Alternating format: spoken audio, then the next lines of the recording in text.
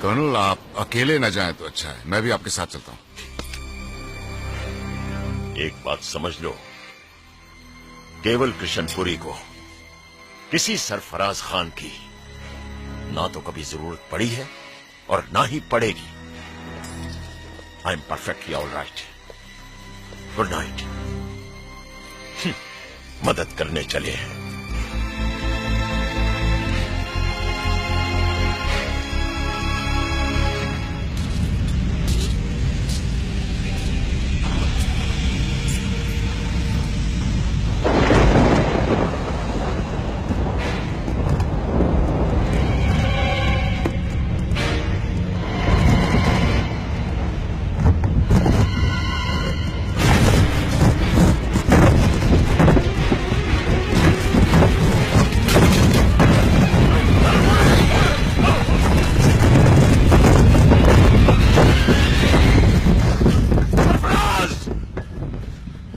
सरफराज, तुम ठीक तो हो?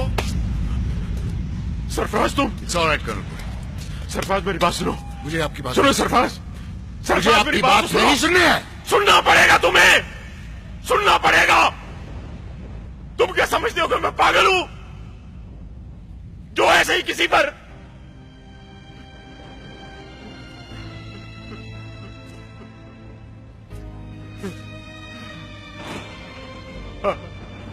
आठ साल का था मैं। 1947 के राइट्स में हमारा मोहल्ला चारों तरफ से घेर लिया गया था। अल्लाह अकबर के नारे गूंज रहे थे और वो अब्दुल रहमान, जिसका घर मेरे बाप ने बसाया था, पीठ दिखाकर भाग गया। ऐन वक्त पर पीठ दिखाकर भाग गया। उसकी मदद हासिल करने के लिए हम उसके खिड़की और दरवाजे पीटते रहे, लेकिन मारे दहशत के मैं कोयलों की बोरियों के पीछे जाकर छुप गया और देखते ही देखते मेरी आंखों के सामने उन जल्लादों ने मेरे माँ बाप को काट दिया।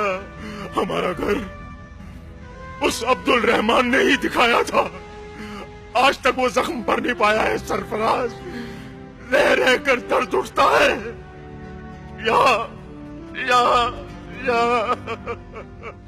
कर्नल पुरी, आपको वो जख्म मैंने तो नहीं दिए हैं। लेकिन था तो वो तुम्हारी ही कौम का। मेरी कौम?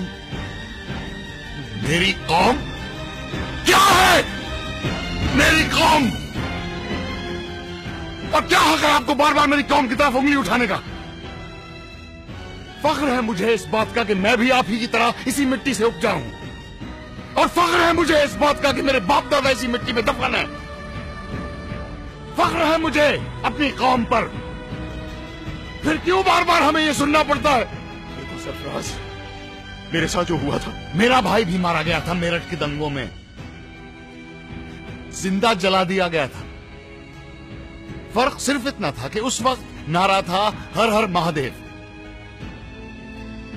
लाशें वहां भी गिरी हैं, यहां भी गिरी हैं, तलवारें वहां भी चली हैं, यहां भी चली हैं, जख्म आपने भी खाए हैं, हमने भी खाए हैं। और सच तो यह है कि जख्म तो हमारे इतिहास पर लग गया है, उसे हम मिटा नहीं सकते। लेकिन उस बीते हुए कल के पीछे क्या हम अपना आज और अपना मुस्तकबिल दोनों तबाह कर दें?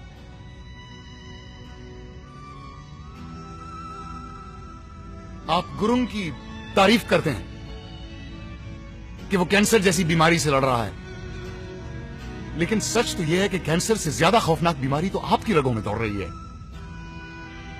नफरत की बीमारी, शक की बीमारी। उससे आपको लड़ना होगा, उसे पछाड़ना होगा, तभी आपका जख्म भरेगा, तभी हम सबके जख्म भर सकते हैं।